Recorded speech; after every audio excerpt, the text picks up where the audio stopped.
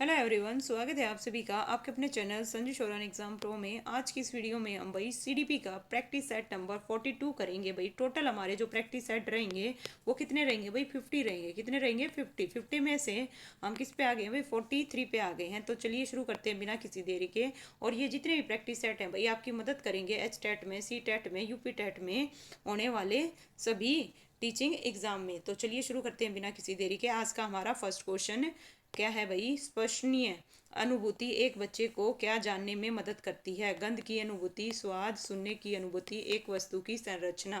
तो इसका जो आंसर है क्या आएगा भाई? बताइएगा। स्पर्शीय अनुभवी एक बच्चे को क्या जानने में मदद करती है? तो स्पर्श तो क्या करेगा भाई? एक वस्तु की संरचना जानने में क्या करेगी भाई? मदद करेगी। इसका आंसर क्या आएगा? डी आएगा। लेवाइगोत्स्की के अनुसार अधिगम क्या है? अधिगम क्या है? ज्ञान के निर्माण की प्रक्रिया है, ज्ञान प्राप्ति की एक निष्क्रिय प्रक्रिया है, अभ्यास व दोहराव की प्रक्रिया है, उद्दीपक प्रतिक्रिया के संबंधों की प्रक्रिया है। तो इसका जो आंसर है क्या आएगा भाई? लेवाइगोत्स्की के अनुसार अधिगम ज्ञान के निर्माण की प्रक्रिया है।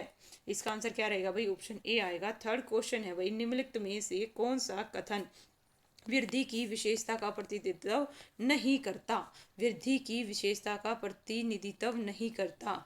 यह एक मात्रात्मक पहलू है, यह मापने योग्य नहीं है, यह जीवन पर्यंत नहीं है, यह केवल शारीरिक विकास को दर्शाता है। तो भाई कौन सा कथन वृद्धि की विशेषता का प्रतिनिधित्व नहीं करता? तो कौन सा नहीं करता? इसका आंसर क्या आएगा भाई? ऑप्शन बी आएगा। यह मापने योग्य नहीं है, ये नहीं करता, क्योंकि वृद्धि देखिएगा यहाँ पे बता रखा है मात्रात्मक है, इसे मापा जा सकता है भाई। ओके। और वृद्धि का संबंध शारीरिक परिपक्वता से है। वृद्धि एक निश्चित आयु के बाद क्या है भाई? रुक जाती है, ये भी बिल्कुल करेक्ट है। और वृद्धि में व्यक्तिगत भिन्नताएं भी होती हैं।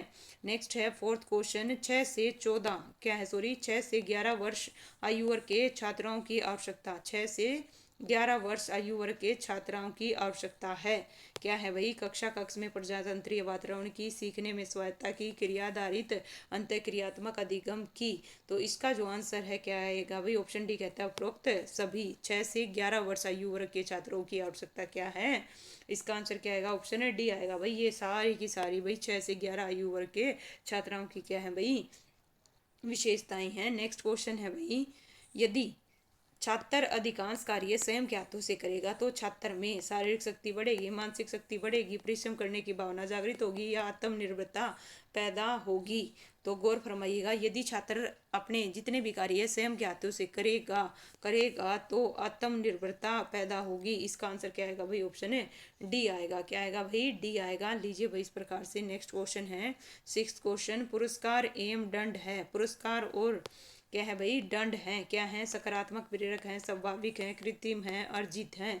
पुरस्कार और दंड, सिक्स का जो आंसर है क्या आएगा भाई? ये कृत्रिम प्रेरक है। पुरस्कार और दंड कैसे हैं? कृत्रिम है। ये प्रेरक स्वाभाविक प्रेरकों के पूरक के रूप में क्या करते हैं भाई? कार्य करते हैं और व्यक्ति के कार्य या व्यवहार को नियंत्रित और क्या करते हैं भाई? प्रोत्साहित भी करते हैं। सेवंथ क्वेश्चन है भाई, निम्नलिखित में से कौन सी समरण की प्रक्रिया है? संवेदक है, लघुकालीन है, दीर्घकालीन है या उपरोक्त सभी है? तो इसका जो आंसर है क्या आएगा भाई? उपरोक्त सभी आएगा। क्या आएगा भाई? उपरोक्त सभी आएगा। जो स्मृति का है भाई, क्या है? स्मृति का। देखिए निम्नलिखित में से तो इसमें क्या आएगी भाई? जो संवेदी संवेदी स्मृति है ये भी आएगी, अल्पकालीन भी आएगी, दीर्घकालीन भी आएगी।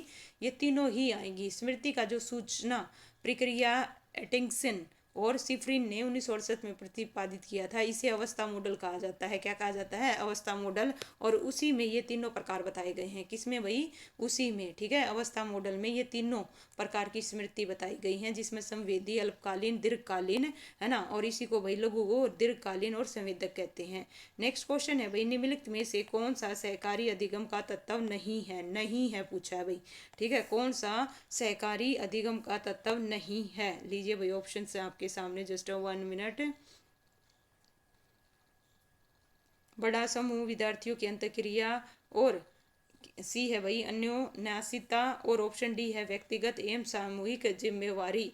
तो 8th का जो आंसर है क्या आएगा भाई, ऑप्शन है ए आएगा। क्या आएगा भाई, ए आएगा। बड़ा समूह, क्या है भाई, बड़ा समूह सहकारी अधिगम का तत्व नहीं है, बल्कि विद्यार्थियों की जो अंत क्रिया है, अन्योन्याश्रितता है, व्यक्तिगत और सामूहिक जिम्मेवारी है, ये इसके क्या है भाई, तत्व है। बिल्कुल करेक्ट है भाई। लीजिए 9th क्वेश्चन है भाई, एक बालक कक्षा में सीखे गए गणित का उपयोग किसी अन्य विषय के प्रश्न को हल करने में करता है, तो यह अधिगम का पॉजिटिव स्थानांतरण आएगा, शून्य आएगा, अधिगम का नकारात्मक आएगा, या प्रेरणात्मक क्या आएगा भाई, स्थानांतरण आएगा। इसका जो आंसर है क्या है, एक बालक कक्षा में सीखे गए गणित का प्रयोग किसी अन्य विषय का प्रश्न हल करने में कर रहा है, तो इसे अधिगम का पॉजिटिव स्थानांतरण कहेंगे भाई। कैसा कहेंगे, पॉजिटिव। और ये जो है भाई अधिगम के स्थानांतरण की अवधारणा थॉर्नडाइक और वुडवर्थ द्वारा दी गई थी। किसके द्वारा भाई, वुडवर्थ के द्वारा दी गई थी। और अधिगम में 3 प्रकार के, एक सकारात्मक, एक नकारात्मक और एक शून्य स्थानांतरण, ये सब बताए गए थे। नेक्स्ट है भाई क्रियात्मक अनुबंधन में, जस्ट 1 मिनट भाई, क्रियात्मक अनुबंधन में प्रक्रिया जो क्रियात्मक अनुबंधन में प्रक्रिया जो प्रतिक्रिया को पुनर्बलित नहीं करती कहलाती है। ठीक है, पुनर्बलित नहीं करती कहलाती है। आकार बनाने की क्रिया, विलुप्त होने की प्रक्रिया, सतत पुनर्बलन की प्रक्रिया, उपरोक्त में से कोई नहीं। तो इसका जो आंसर है क्या आएगा भाई, क्रियात्मक अनुबंध में प्रक्रिया जो प्रतिक्रिया को पुनर्बलित नहीं करती, विलुप्त होने की प्रक्रिया कहलाएगी। नेक्स्ट है भाई 11th क्वेश्चन है, शिक्षा बच्चों की सहायक होती है। शिक्षा बच्चों की सहायक होती है उनके शारीरिक विकास में, केवल मानसिक विकास में, सर्वांगीण विकास में, केवल चरित्र विकास में। केवल वाले तो वैसे कट गया, बचे 2। तो यहाँ पे बात हो रही है शिक्षा बच्चों की सहायक होती है भाई किस चीज़ में, सर्वांगीण विकास में।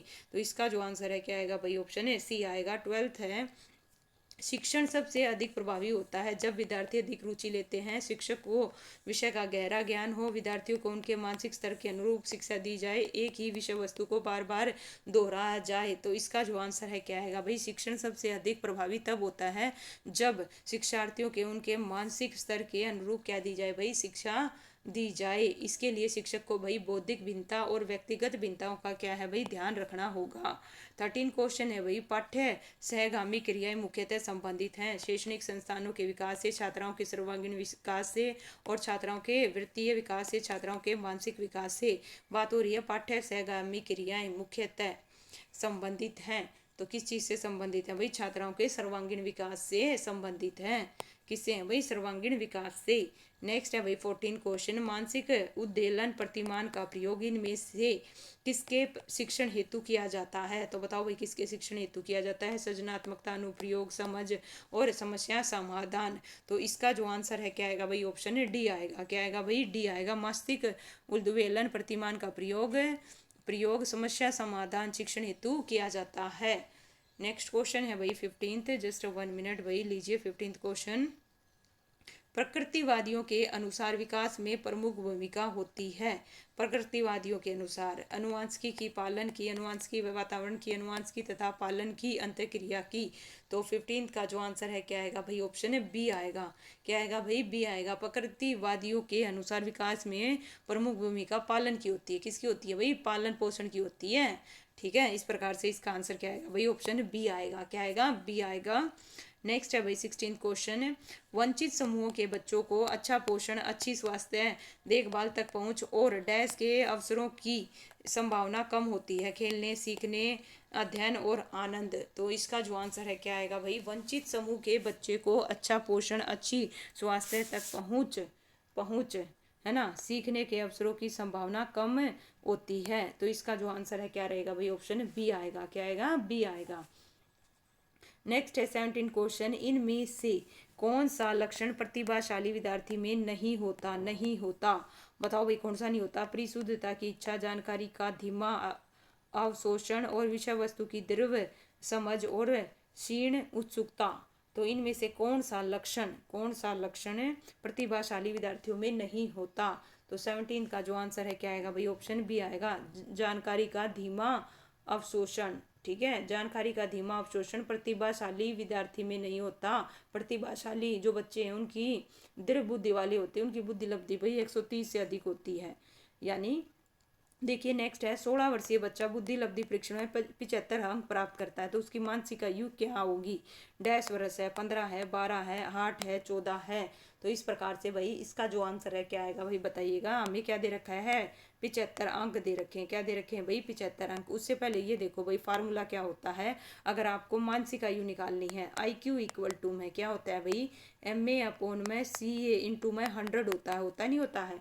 तो आप वैल्यू रख दो IQ इसकी कितनी दे रखी है भाई बुद्धि लब्धि परीक्षण कितनी दे रखी है 75 और इक्वल टू में x है ना। हमें नहीं पता मानसिक आयु कितनी है उसको क्या मान लो x अपॉन में ये कितनी दे रखी है भाई 16 और गुणा में कितना कर दिया भाई 100 कर दिया। तो काट दो भाई ये 3 से ये 4 से कट गया ये 4 से कट गया है ना। तो 4 3 12 कितनी आएगी भाई 12 रहेगी भाई। इस प्रकार से इसका जो आंसर है क्या आएगा 12 आएगा।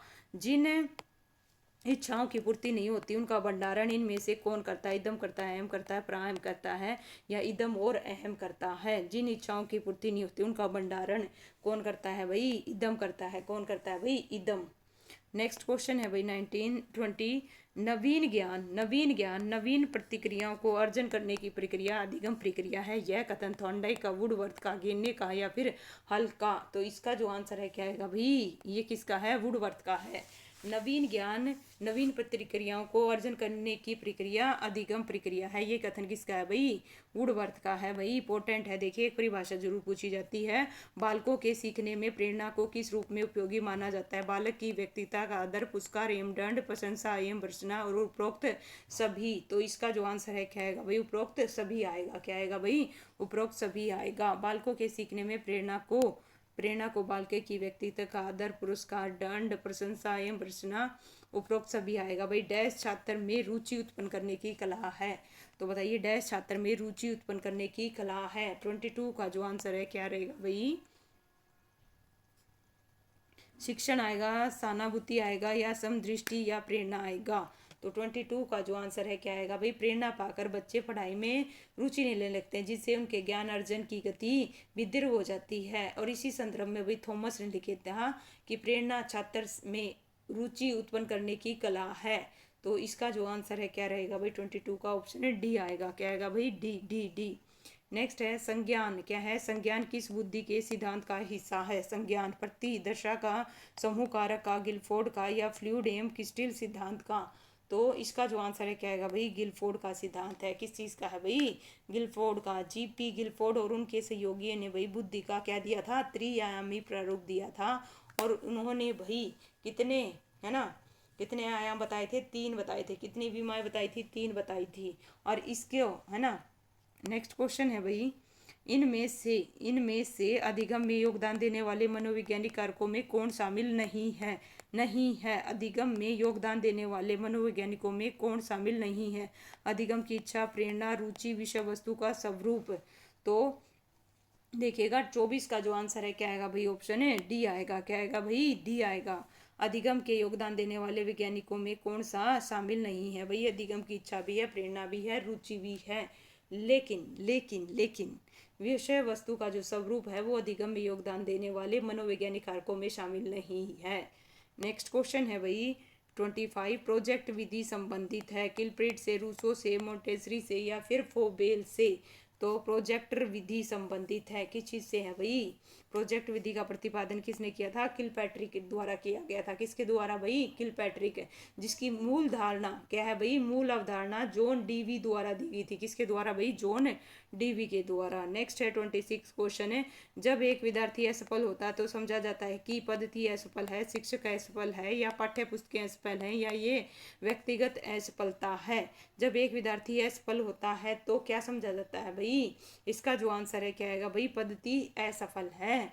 ओके आधुनिक जो शिक्षा शास्त्र है और मनोविज्ञान के अनुसार किसी भी विद्यार्थी की असफलता को केवल उस विद्यार्थी की व्यक्तिगत कमी को है ना नहीं माना जाता। यह माना जाता है कि सीखने सिखाने की पूरी प्रक्रिया यानी पद्धति कहीं ना कहीं है ना असफल रही। तो इसका जो आंसर है क्या है भाई पद्धति असफल रही तभी होगा।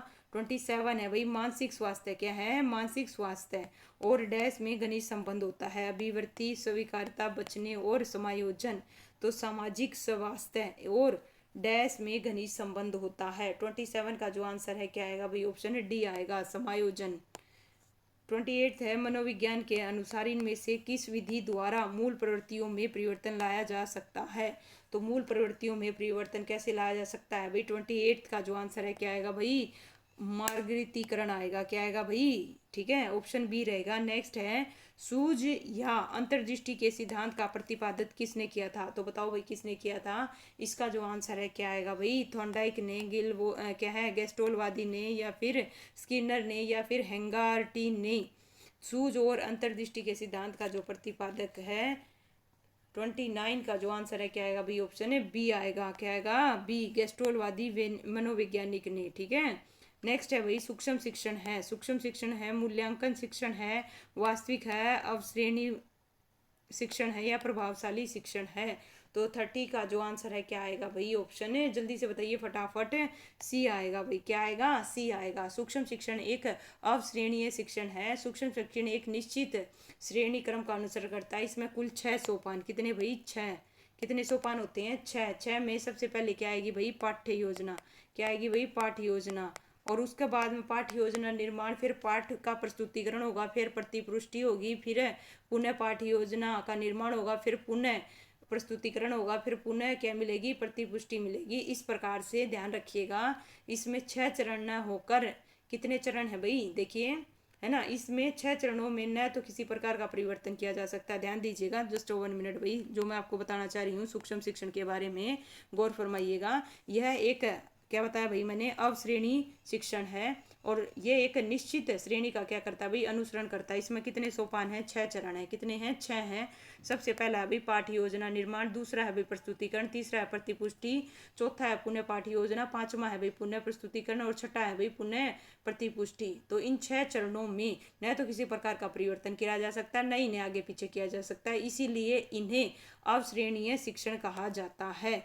तो इसका जो आंसर है क्या आएगा भाई, ऑप्शन है सी आएगा। उम्मीद करती हूँ भाई, लीजिए अपना प्रैक्टिस सेट नंबर 43 होता है कंप्लीट। किसी भी बच्चे को कोई भी डाउट हो तो भाई कमेंट कीजिएगा, और वीडियो को भाई लाइक कर दीजिए, चैनल को सब्सक्राइब कर दीजिए। थैंक यू सो मच भाई।